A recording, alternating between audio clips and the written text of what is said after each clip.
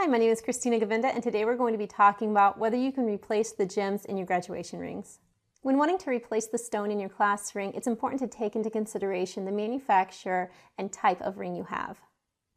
Whether you've lost your stone, it's been damaged, or you'd like to simply have it replaced, if you contact the original manufacturer of your ring may have a warranty on it for product malfunction. Most gem stones in class rings are simulated, and if they are chipped or broken, often the manufacturer guarantees replacement of it. If your stone has fallen out or you'd like to replace it, it's important to not do it yourself. Depending on the type of metal that your ring is made out of, whether it's gold or a different kind of metal, it requires different temperatures for getting the stone out or placing the stone back in securely.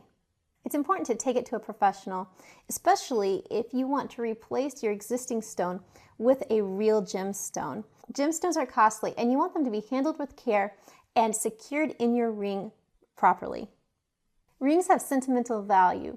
They may only be worth a certain amount, but to you, they're priceless. It's important to handle them with care, and if you're replacing gemstones, to have it done appropriately. Thanks so much for watching.